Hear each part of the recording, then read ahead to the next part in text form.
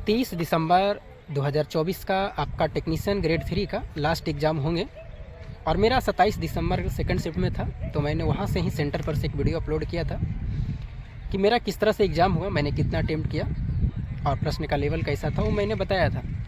लेकिन जब मैंने कमेंट देखा, क्योंकि मैंने 99% कमेंट का जवाब दे देता हूँ, वैसा ही कमेंट छूटता है, और उसमें कमेंट था कि सर आपने प्रश्न को नहीं बताया। तो उस समय बिजी में थे, ट्रेन भी छूट रही थी और अभी एनालिसिस हम इसलिए नहीं लेके आ रहे थे कि मेरा ट्रेन पर सफ़र और वहाँ से थोड़ा सा रांची से थोड़ा सा रूम पर गया मैं आ गई, क्योंकि डायरेक्ट फिर ट्रेन पकड़ना ठीक नहीं रहता, तबीयत वगैरह ख़राब हो जाते हैं। क्योंकि नासिक से रांची आना एग्ज़ाम देने के लिए तो बहुत मुश्किल होता है, वो भी ठंडा का समय इधर बहुत ज़्यादा है, तो थोड़ा बहुत रेस्ट लेना भी पड़ता है। तो मेरे पास में बोर्ड नहीं है, लेकिन मैंने प्रश्न को जो लिखा है उसको हम बताते हैं। मेरा 27 दिसंबर सेकंड शिफ्ट में जो था, और मैंने उस वीडियो में बहुत चीज़ बताया है, जो समझने वाले होंगे बिल्कुल समझेंगे।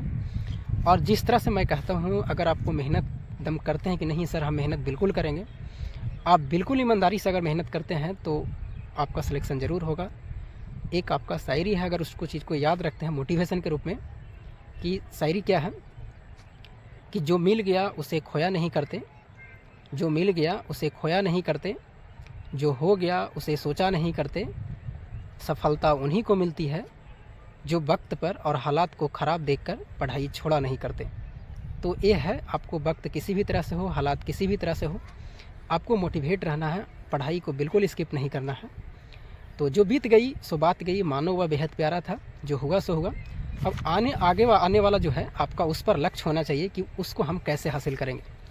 सबसे पहले हम बात करेंगे कि आने वाले जो, हम इसको शायरी से ये समझाना चाहते हैं, आपके सामने रेलवे के ग्रुप डी है, एएलपी में भी एग्ज़ाम होंगे, सबका सिलेबस लगभग सेम है। रेलवे में जितनी भी सारी चीज़ है अधिकतर डिपार्टमेंट का, तो आप रेलवे ग्रुप डी के अगर एक पोस्ट लेना चाहते हैं 10th क्लास और 9th क्लास एनसीईआरटी सबसे ज़्यादा 10th क्लास का, इस बार आपने देखा है कि किसी में भी एएलपी में, टेक्नीशियन में, किसी में भी फिगर वाले प्रश्न नहीं पूछा। आपको फिगर वाले 2 प्रश्न मिलेंगे रेलवे ग्रुप डी में, और आपको साइंस उसी लैंग्वेज से मिलेंगे जो आपको अभी पूछा जा रहा है, और आपको ग्रुप डी में वैसा ही मिलेंगे। अभी से ही आप अगर उसको 10th क्लास और 9th क्लास एनसीईआरटी बुक को पूरा रगड़ देते हैं, पढ़ लेते हैं अच्छी तरीके से, तो यकीन मानिए आपका नंबर बिल्कुल आएंगे। और मैथ रीजनिंग पर ध्यान देते जाना है, जिसका मैथ रीजनिंग अच्छा होंगे, क्योंकि मैथ रीजनिंग ऐसा स्कोरिंग चीज़ है, गलत नहीं होते हैं, एक्यूरेट आंसर उसमें आती है। तो इसका आपको ध्यान रखना है। बाकी आपको टीचर को फॉलो ज़रूर भी करना है, जैसे SK झा सर हो गए, साइंस मैग्नेट हो गए, बहुत सारे टीचर हैं, तो उनको जो भी प्रश्न लाते हैं उनको देखना है, उनको थ्योरी को देखना है, उनकी बुक है जो भी देखना है। बाकी जो आपको अगला स्टेप करना है, आपको टेस्ट सीरीज कभी नहीं छोड़ना है। कहीं से भी टेस्ट सीरीज लगाते हैं, ऑफलाइन लगाते हैं, कहीं भी लगाते हैं, आप कोशिश करिएगा।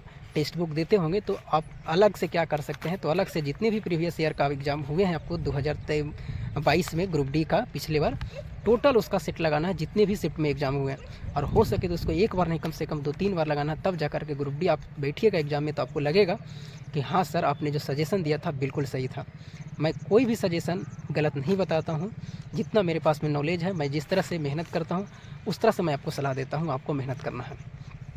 और ये जो नज़ारा है बता देते हैं, ये नज़ारा गया जी डैम का नाम सुने होंगे, पीछे आपको दिखाई दे रहा होगा, ये गया जी डैम है जो फाल्गु नदी के किनारे है, निरंजना नदी पर बना हुआ है। इसकी लंबाई आप बता सकते हैं और ऊंचाई कितना है, ये आप कमेंट करके बताइएगा अगर जानते होंगे तो।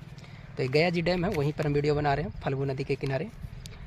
तो चलिए हम प्रश्न को अब देखते हैं, लेकिन आपको मेहनत करना है, टेस्ट सीरीज नहीं बिल्कुल छोड़नी है। टेक्स्ट बुक का ऑफलाइन दीजिएगा तो और अच्छा रहेंगे, ऑफलाइन प्रीवियस ईयर के ग्रुप डी का देना है।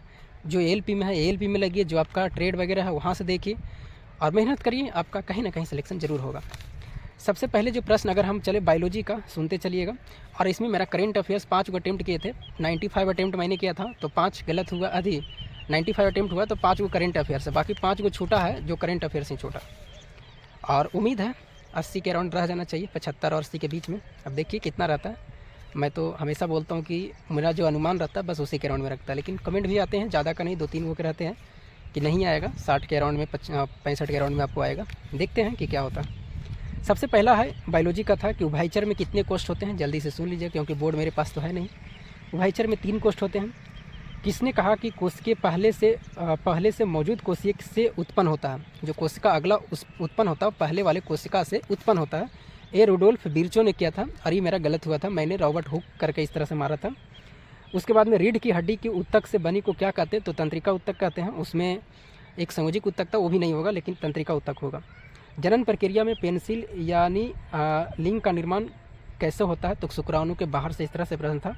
एक कोशिकीय जीव में मौजूद होता है तो अमीबा होगा। उसके बाद में टाइलिन का स्राव किससे होता है, लार ग्रंथि से होते हैं। पुरुष निषेचन होता है तो वाइस्कोटोमी उसको कहते हैं, बंद करने के लिए जो पुरुष का होता है नसबंदी, तो वाइस्कोटोमी। कोशिका झिल्ली बनी होती है तो लिपिड और प्रोटीन का। किसका कोशिका स्वयं राइबोसोम और डीएनए होता है, किस कोशिका में राइबोसोम और डीएनए होता है स्वयं का, तो माइटोकॉन्ड्रिया में। तो ये होता है बायोलॉजी का प्रश्न। क्लोरोक्षार अभिक्रिया से था तो क्या बनता है क्लोरोक्षार अभिक्रिया में, तो सोडियम हाइड्रोक्साइड बनता है। सबसे अधिक संकुचित कौन होता है, तो गैस होता है। कॉपर किससे अधिक अभिक्रियाशील होता है, तो सिल्वर उसमें ऑप्शन में था। एरिथ्रोसाइड से लैक्टिक एसिड बनता है, इस तरह से लैंग्वेज वाले प्रश्न था। ये लगभग 3-4 कौन सा कथन सही है, कौन सा गलत है। बाष्पीकरण का प्रभाव पड़ता है, तो आपसे प्रश्न पूछा जा रहा था कि अगर क्षेत्रफल को बढ़ा देंगे तो बाष्पीकरण की दर क्या होगी, घट जाएगी, बढ़ेगी। इस तरह से प्रश्न उसमें था। अगला जो था ब्यूटेन नल किसका समूह है, तो ब्यूटे जो नल है वो एल्डिहाइड का समूह था। आपका केमिस्ट्री का था। फिजिक्स का था कि बड़ा जी का मान मात्रक पूछा गया था ऐसा में, न्यूटन मीटर स्क्वायर प्रति केजी स्क्वायर। उसके बाद में वर्ग का आपको फार्मूला पूछा जा रहा था, मात्रक करके फार्मूला पूछा जा रहा था। वर्ग का मात्रक भी पूछा था जो जूल होते हैं। उसके बाद में आपका वोल्ट का आपको फार्मूला पूछा था, किया गया कार्य बटा विद्युत गुणित समय करके था, विद्युत धारा गुणित समय करके, इस तरह से। एक उसके बाद में एक न्यूमेरिकल 2-3 न्यूमेरिकल था। एक आपका दर्पण से था, एक आपका ए बराबर 2 मीटर प्रति सेकंड स्क्वायर, टी का मान 10 सेकंड था ब्रेक लगाने पर, तो उसका दूरी पूछा जा रहा था। दर्पण का वर्धन प्लस 2.33 करके था, और उसमें आपसे पूछा जा रहा था कि बताइए कौन सा दर्पण होंगे। तो इस तरह से था। बाकी मैथ रीजनिंग बिल्कुल आसान आ रहे हैं। 2-3-4 मैथ ऐसा मुश्किल है, 2-3-4 रीजनिंग मुश्किल है। वही जो बनाएगा उसी का रिजल्ट निश्चित होंगे, क्योंकि मैथ रीजनिंग स्कोरिंग चीज़ होते हैं। जो बच्चे को जानते हैं वो नहीं छोड़ता है, जिसका स्पीड अच्छी है। करेंट अफेयर्स में था खेलो इंडिया विंटर गेम्स जो पहला हुआ वो कहाँ हुआ था, तो पहला जो हुआ तो लद्दाख में, और दूसरा जम्मू कश्मीर वाला हुआ, तो ये सही था। यूनेस्को विश्व धरोहर स्थल में मंदिर का नाम दिया गया था, 4 मंदिर का निर्माण करवाती उसको मिलाना था। होयसल मंदिर कहाँ, कर्नाटक में। शांति निकेतन पश्चिम बंगाल में। रामप्पा मंदिर तेलंगाना में। अमोइदम कहाँ है, असम में। तो इस तरह से करके पूछा गया था मिलाने के लिए। बिहार में गरीबी आबादी का कितना है 2022-23 में, तो ये नहीं मारे थे, 26.59 करके, लेकिन नहीं मारे थे। स्वच्छ दीपावली शुभ दीपावली का अभियान क्या था, MOHU के द्वारा जो बताया गया था, उसका उद्देश्य क्या था, तो ये मैंने मारा है लेकिन गलत हो जाएगा शायद। उसके बाद में आपका प्रधानमंत्री एक जिनपिंग करके चीन के जो है वहाँ से कुछ वार्ता हुआ, उस तरह से समझौता हुआ, वहाँ से प्रश्न था। बाकी एक शास्त्रीय नीति से प्रश्न था कि जो अभी वर्तमान में 11 शास्त्रीय नीति है, पहले से 6 था, 5 गो नया जुड़ा है, तो उसमें था तो पाली, प्राकृतिक, मराठी, असमिया करके, तो ये मैंने मारा है और मेरा सही भी हुआ है। तो करंट अफेयर्स लगभग 5 में 3 सही है, 2 गलत हुआ है। उसके बाद में मैथ में और रीजनिंग में जो था ALP में जिस तरह से है बस उसी तरह से है, और कोई भी नया चीज़ नहीं है। जो ALP में मैथ रीजनिंग है बस उसी तरह से है। तो बाकी आपको मैथ रीजनिंग के लिए टेंशन नहीं है। जो भी आपका 29-30 तारीख का है तो आपको मैथ रीजनिंग ALP जैसा है, घबराने की बात नहीं, घबराने की नहीं है, बिल्कुल आप आराम से निश्चित से एग्ज़ाम दीजिए, आपका सिलेक्शन होगा। और अभी नहीं होगा तो मैंने जो शायरी कहा उसको ध्यान में रखना, और वक्त और हालात को देखकर कभी भी नहीं छोड़ना, अपनी तैयारी को मजबूत करना, और ज़्यादा से ज़्यादा टेस्ट सीरीज लगाने का प्रयास करिएगा। सप्ताह में कम से कम 4 गो, और टेक्स्ट बुक को नहीं छोड़नी है। प्रीवियस ईयर को अभी बला लगाते रहना है।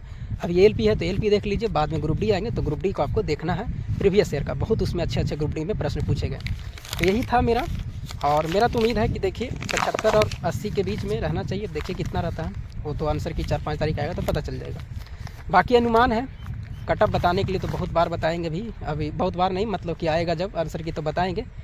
आप अभी जितना आया उतना आप कमेंट करके बता सकते हैं कितना मेरा मार्क्स बन रहा है, इतना अटेम्प्ट है, जो भी आपका शिफ्ट में एग्जाम है, इस तरह से आप बता सकते हैं। फिर मिलेंगे हम आपको अगली वीडियो में, तब तक के लिए जय हिंद। और ये आपका है कौन सा था, गया जी डैम था। तब तक के लिए जय हिंद।